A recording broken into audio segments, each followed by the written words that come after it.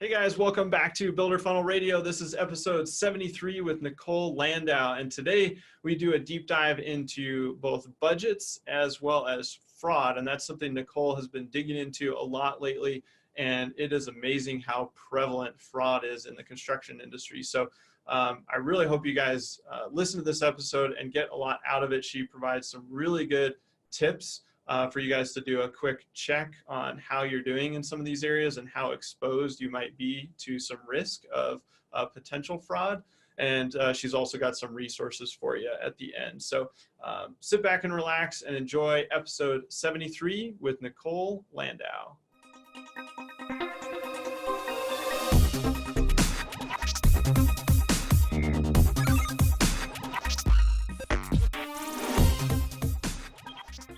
Hey, Nicole, glad to have you here today.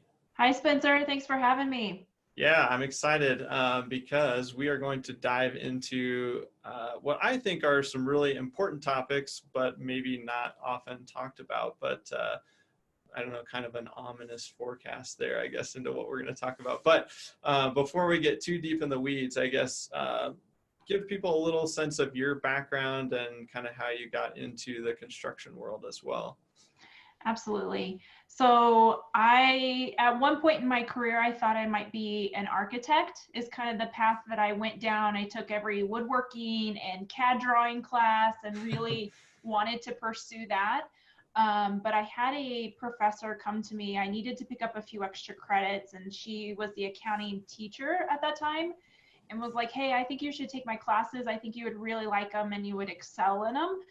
So I took them and absolutely fell in love. The numbers and making everything fit together and solving the puzzle, basically, how I looked at it, I really enjoyed it. So I ended up majoring in accounting, went into public accounting, internal auditing, did the whole normal accountant internal audit career path, and then decided that I wanted to launch on my own. So when I launched my own business, I knew I wanted to do accounting and maybe some fraud. And so I wanted to narrow it down on one industry and become really good at that industry. And so that's where I came back to construction, is just getting back to the trades and wanted to serve the trades. So that's how I married the two, the best of both worlds. Yeah, that's awesome. Very cool. Well, and you must have maybe picked up a marketing minor, because not everyone thinks, oh, I'm going to specialize in an industry. They say, I'm going to focus on everybody, and then they don't focus on anybody. So yes. yeah, that's awesome. Well, let's dive in a little bit. I guess, being so close to the numbers and everything, what are some of the biggest mistakes that you see, the trades making or construction folks making when it comes to their numbers? So construction accounting is not easy by any means. It's probably one of the more complex areas of accounting. It's not just your debits and credits. You add job costing on top of that. So most of the guys go into business because they're really good at the trade and they want to do it for themselves and create their own business. And so they forget about the complexities that go along with it. So they really miss the mark on the job costing piece. And even within that, it's the labor piece that goes into it. You have all these guys out in the field that are doing your labor for you in-house, but then they're not getting it back into their job costing per project. So that's where I see a lot of them miss the mark in their accounting. Gotcha. So yeah, just all coming back to that job cost area and attributing whether it's in-house labor or outsourced labor and getting it back to the job. And maybe a silly question, but why is that so critical, not only from a profitability standpoint, but also from just an accounting standpoint? And we'll probably talk on this later, your budgets, but just really seeing per project how well you're doing. And does it make sense to have people in-house doing the work, or should you outsource it? Just making all those decisions and then tracking your materials, because most of the time your clients aren't coming to you and say, hey, I have an open budget, just spend whatever you want. And it gets out of control. So if you're not sticking within their budget, they're not coming back to you. And then it's just a ripple effect and you're not getting recommendations. So you have to be very spot on with your budgets. Otherwise you're not keeping within your clients' budgets, and it's just a ripple effect. Yeah. So let's talk about budgets. I guess, when a lot of people think budgets, they think overall company budget, but obviously we've got budgets per job, and then those all roll into overall company budget. So let's start with budgets on a job level. Like, why is it important to have that budget? And then how do you actually go about creating a budget that works? Absolutely. So at the job level, if your client comes to you and says, I have $100,000 for this project, you have to make sure you're within that budget, and not having overruns and not having that conversation of, oh, sorry, I went over, give me Yeah. more money. That's not going to go well. So it's critical to have it at the individual level of the job, but then also for your overall company. That way you can determine what's working, what's not, and making critical decisions instantly, and not getting at the end of the year and saying, oh crap, where's my money? Where did I spend? What's working? What's not working?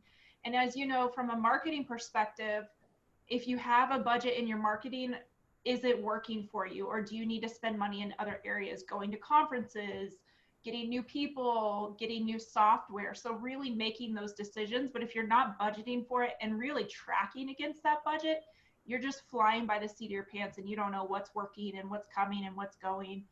So you're really doomed. Yeah.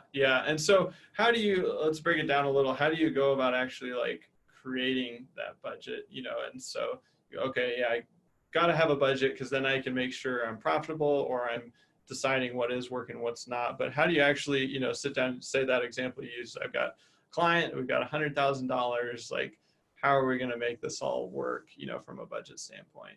So I'll take it up one level. And Sure. from the overall business perspective, really what you want to do is start from prior year, finish out your year. So right now we're finishing out 2019. We're going to start budgeting for 2020. And so where did we end the year? What worked? Where did we spend our money? And then looking at each line item, what did we spend? Do we need to increase it or decrease it and move allocation dollars elsewhere? But then I take it, there's a couple ways you could take it. You could take it from the bottom up or a top down approach. So the top down approach is taking your current revenue. So let's say you had a $5 million year in 2019. Do we think we're going to stick with $5 million in 2020, or are we going to increase that because we've gained some momentum? So now we're going to have a $6 million budget. And so then you work it down, and then take a look at your salary, your overheads, your payroll, and just work at every single line item down and make adjustments. But really it's starting from where you're at and making projections for the next year. Yeah, I like that. That's good advice, because then you got, a starting place of reality, right? It's like sometimes you have these pie in the sky budgets that you think, oh yeah, we can hit this. But if you start with what really happened this year and go, okay, going into next year, here's what we need to change or adjust so that we can make it work. I've got kind of a follow-up question there, and I'm super interested in it personally because I'm a big budgeter, not only on the business side, but just personally, keeping and tracking along with a personal budget. How do you, on the business side, how do you decide whether to create your budget based on existing revenue or growth revenue? So like your example, you said, let's say you're at 5 million for 2019, and then you're forecasting you might be at 6. There's a good chance you won't get to 6. Maybe I'll get to 5.5. So do you recommend that you have a budget that's like, hey, we're staying where we are at 5 million, and then you also have a growth budget where maybe like after Q1 you see where your revenue's at and you can tick up some expenses? Or I guess I'm just curious, how do you approach that? Because there's no guarantee that you'll grow. Obviously that's the goal. Right.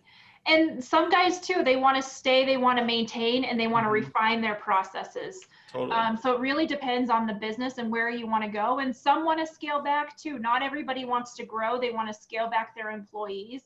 So it's really up to the business owner what they want to do. What are their goals for the next year? I wouldn't say that the budget is a moving target. It's really, once you set it for 2020, you stick with it. And then as things, if it goes up or down, let's say you're not hitting your targets where you think you might be, then you go back in and you say, okay, we're going to spend less in our marketing, but don't change your budget. Your budget is set, but you'll move dollars into different buckets is what I would say. And then if you're doing well, you're projecting, I wouldn't increase your spend. What if something happens, those rainy day moments of you get to the end of the year, you had a great year, now you have a huge tax bill or you want to buy equipment. So I wouldn't increase your spend. I'd keep to your budget, keep on track. You're having great year, and then you just smashed your budget that you set for 2020. So then you can celebrate at the end of the year. Gotcha. Yeah. Yeah. I like that.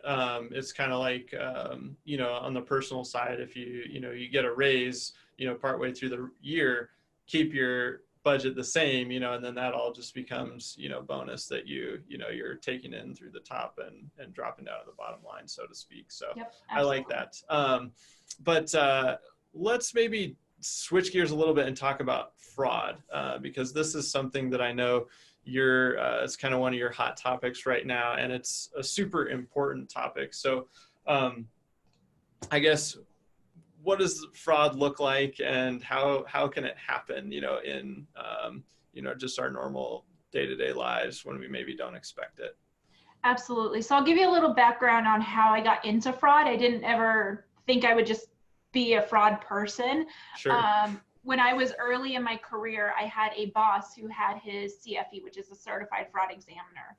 And he's like, this is an awesome certification. Even if you don't do anything with it, you should take the test and you'll learn a lot and just study, and it makes you a better auditor and a business owner someday. So I got my certification, I think it was 2011, 2012. And then I went into public accounting, and I was the only one in my group that had the CFE. And one of our clients at that time was a bank, a huge bank in South Texas. And one of the branch managers was stealing off of lines of credit. And so the client called in the FBI and the OCC. So the OCC regulates banks.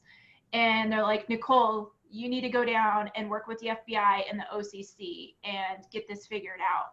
So I went down, I had no idea what I was doing. It took another person with me and said, let's go figure this out. We can trace it out. We have our auditing skills. We know how we can put this together. So we ended up putting the case together. But what this branch manager was doing, and it was a line of credit for a construction company. So it all kind of came full circle too. But they had an open line of credit. They didn't have set terms on when they needed to pay. They just kind of paid as they went.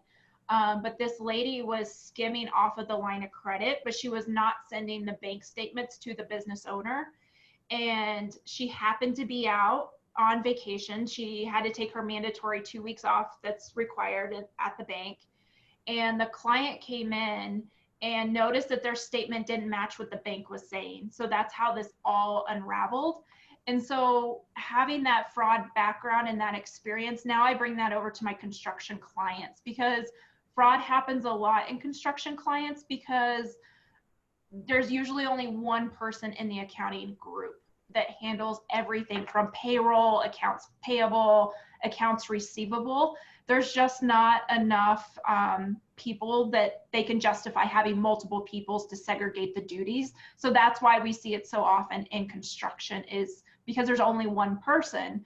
So we bring that mindset in for our clients and give them tips on how to segregate, or if they bring in our team, we'll have multiple people handling the accounting. We don't have one person, so that we can segregate the duties and get enough eyes on the transactions and help them be aware of the fraud, really. Sure. Yeah. And so, maybe for some of those companies that are a little bit smaller where they don't have, all the checks and balances, what are a couple of easy tips that those people can implement so that they at least have a couple of checkpoints where you can catch some of these things? Absolutely. So I tell my owners, first and foremost, they have to be involved. I've had some owners in the past that say, I'm not a numbers person. I just don't even want to be involved, but you have to be involved. You're still leading the ship and you need to know what's going on. So they have to be involved and even get in and pull their own reports. That's where we see they'll just ask their account manager, their accounting person, their bookkeeper, hey, can you pull me this report? Well, those reports can be manipulated and they can cover it up. So go in, pull your own reports, but also send the bank statements to your house, not to the office, and not having somebody else. Even if somebody else is doing the reconciliation, send it to the house. That way you can take a look at it, see what's going on. where are checks being cut, who are they going to, and just look at it to see if anything feels out of the norm. You might not be able to hire multiple people, but be involved. Yeah, that's good. And do you recommend, looking at like your bank account and like your statements or, QuickBooks on certain intervals? And are there places that you can look to kind of catch maybe some of these common places where people might be skimming or, finding a way to kind of hide things? So a few areas really is off. They can be sending checks to vendors that it's not really owed. So if you're involved in those projects and you know what subs you're using, you might be able to catch it that way that, hey, we didn't hire this painter this month. We're not in that phase of the project. Does that make sense? So you might catch that off of checks, but also review payroll is another area where they're reimbursing themselves for personal expenses. So take a look, do a gut check, like what should our numbers be for payroll? At least have a starting point of, okay, our overhead in payroll is $20,000 a month or whatever that might be. And does it fluctuate? Is it slowly going up? Like what are those trends that are making it go up or down? And just kind of do a gut check in that. And then I also tell my clients to take a look at vendor spend. Do a report that shows, like we talked about, we're paying a painter, but we are not in that phase of the project, or we're paying drywall, but we don't have drywall going on right now. Does that make sense? Who you're paying out each month? And you should know as a business owner, or even your project managers, of where you're at in the phase of the cycle for each of your projects. Yeah, those are great tips and great suggestions. And yeah, I feel like, for anybody listening, if you can put in a few of those checkpoints into your regular process, oh, I'm doing these things on Monday or these things on Friday, then you've got that, at least habit built in and routine of being able to identify some of these things. I'm kind of curious, have you seen, in some of these things we've just talked about, have you seen an example like, or maybe a client of yours, or, kind of like the bank story where, we can kind of paint a picture of one of these things happening? Because I think sometimes you kind of hear a process and you go, okay, that kind of makes sense. But if we have an example of some specific scenario in our minds, we can go, okay, something like that I need to be watching out for. Absolutely. So I had a client that, I don't think there was fraud going on, but there's potential. Sure. They brought in a second person. So they had one person that was in the office that was doing operations and some data entry, and that person was becoming overwhelmed. So then they brought in a second person. Well, the second person they brought in to help was the wife of the husband that was doing all this review. So they thought they were segregating their duties, but really now you have related parties. So then what was happening was the husband's in charge of reviewing payroll and making sure everybody's clocking in, clocking out, that their hours are right. But now he's also responsible for monitoring and approving his wife's hours. So there could be some collusion there. And then he's also responsible for mileage reimbursements that go on payroll every week. So he's entering that. Well, the wife was also running errands and doing some office tasks, so she had mileage reimbursement. So he was reviewing hers and submitting it. Not that fraud was happening, but it could. There's just potential. So we really tell our clients, and we help them with this, is map it out and see what your processes are. And I think if you have a good picture of who does what and how does information come in, who's handling that, who's approving it, who's reviewing it, and then how does that information go out, I think if you see just one person across the board doing everything, you know that there's some issues there. So you need to have a second set of eyes. If it's you, even though you don't want to be involved, you have to be involved in reviewing and approving and making sure that everything is going the way it should. Yeah, and I think that makes a lot of sense, and as you're talking, I'm thinking there's got to be some way to kind of see, like, where do I stand currently as a business? How much, am I at risk right now? Is there like a checklist or some sort of assessment that you would recommend people take where they go, okay, this is what I'm doing now. How much of a threat level do I have, or how exposed am I to potential, instances of fraud? Yep, absolutely. So we do something like that called a risk assessment, is something that we come in and we perform for our clients. And so think of it almost like an OSHA safety assessment. Sure. They're coming in and they're trying to see where you might have safety hazards and what those risks are and how you can implement better processes. Same thing with the fraud risk assessment. We come in, we take a look at your processes from start to finish and tell you where your risks are, where they lie, and then what's that risk? Is money going out? Is it a small risk? Is it a high risk? And do we need to implement processes for that? So that is a fraud risk assessment. But really, I think from a top down level, if you're just getting started, know what some of the internal controls are. And I've put a ebook out there, so I have that on my website, and it gives some tips, that some checkpoints of what you can look for if you're just getting started and just having the conversation of, do I need to have this done, or am I okay for now? But really, we don't want to talk about fraud. Nobody wants fraud, and they don't think it's happening. It's happening to their competitors. So I think really being on top of it and acknowledging it happens. We read about it all the time. I get Google alerts on embezzlements and construction fraud. It happens. It's going to happen. It's just a matter of timing. So really getting ahead of it and being ready for it. Yeah, and you're right. I mean, it's not a fun topic, but I mean, my wife works at the DA's office, and she worked in the economic crimes division for a while, and she was always telling me these stories of, I mean, so many of her cases were fraud, and a large percentage of those happen to be in the construction field. And I think probably part of that is just kind of what you said earlier, is just the complexity of what's going on.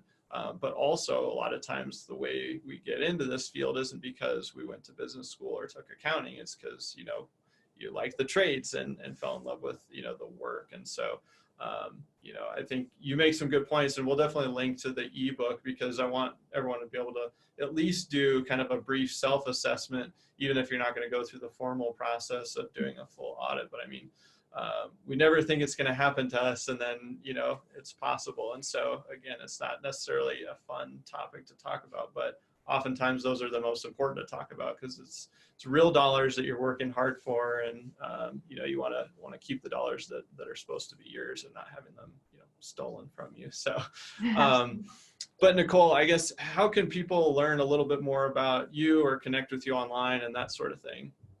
So I'm pretty active on LinkedIn. I put a lot of content out there. I have a lot of articles of things to look at. I've started a series of construction fraud and some areas to look at within your own employees, your subcontractors, your payroll people. So there's a lot of great content that I put out there. Follow me on LinkedIn. Let's get connected. And they can also reach me on my website and find more. I'm putting it out on my blog, and then also the ebook as well on my website. Cool. Yeah, and we'll link to those in the show notes as well. And yeah, that's actually how you and I connect, was on LinkedIn. And I noticed you just kept putting out all this helpful information. I'm like, oh yeah, I should look into that for us as well. And yeah, so I encourage you guys that are listening, connect with Nicole on LinkedIn. But Nicole, we got one last section of our show here. We call it the Fast Five, where I'm going to kind of hit you with 5 rapid fire questions. So you ready? I'm ready. Let's do it. All right, cool. Let's do it. So favorite business book and why? Oh, Cynthia Cooper, Learning About WorldCom. That was my geeking out in the fraud. I love her insights and seeing what she had a whistleblower, and she was the whistleblower. And so learning about how she came up through the ranks. Cool. Yeah, I haven't heard of that one. I might have to check that one out. All right. Who is the most inspirational person in your life? Oh, this is going to be cheesy, but my husband, he is a leader. He's a coach. He has lots of people that work under him. So I take a lot of what he does in his own personal business. And I always tell people I would be fortunate to work for him, but I would never tell him that. So I hope he's not listening, but yeah. We won't send him the link. Okay, good. Yeah. So he's very influential in my life. Cool. That's awesome. All right. If you could have one superpower, what would that be? Oh, time travel. Time travel. Oh, Yes. That's a good one. I like that one. All right. Describe yourself in 3 words. Oh, caring, compassionate, and thoughtful. Awesome. All right. Final question is, if you could leave our listeners with one piece of advice, what would that be? It's a matter of time before fraud will happen. So be prepared and correct the issue when it does happen. Don't just scrape it under the rug and move on. Cool. Yeah, that's great advice. And Nicole, thanks for joining me today. This stuff is really, really important. So I'm glad we had some time to chat about it. Thanks, Spencer. Thanks for having me. All right. Talk to you soon. Thanks. Bye. Hey, thanks for tuning in, guys. Again, that was episode 73 with Nicole Landau. And let's talk action items. So there were a couple of things that I pulled out from today's episode. And the first one was in regards to budgeting. And I really liked her approach to take your existing budget or the reality of what happened this past year and use that as your starting point for the budget. That way you're working off of real numbers and you've got that as a starting point, and then you can make some adjustments. So if you did 2 million in revenue or 5 million or whatever it was, look at all those expenses, look at your profitability, and just use that as your starting point and say, did I achieve the profitability I wanted? Maybe I need to cut in some areas. Where was I in some of these other sections? Go through every line item, see where you can cut. But that's a really, really great way to start with your budget for the next year. The second thing is definitely take advantage of the ebook she's got put together. And I want you to check that out because you can do a self-assessment on how exposed you are to some potential fraud. You don't have to spend any money.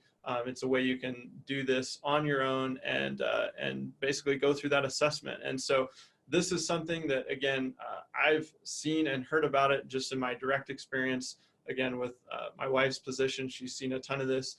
Nicole's seen it happen to people, and it's just very, very common in our industry. So I encourage you to at least go through some sort of self-assessment, look at your process, and see where you might have some weak links, and then you can start working on correcting those and improving those. So again, I hope you guys got a lot of value out of this episode. Not necessarily a super fun and enjoyable topic, but a very, very important one. Thanks again, guys. I appreciate you listening, and we will see you next week.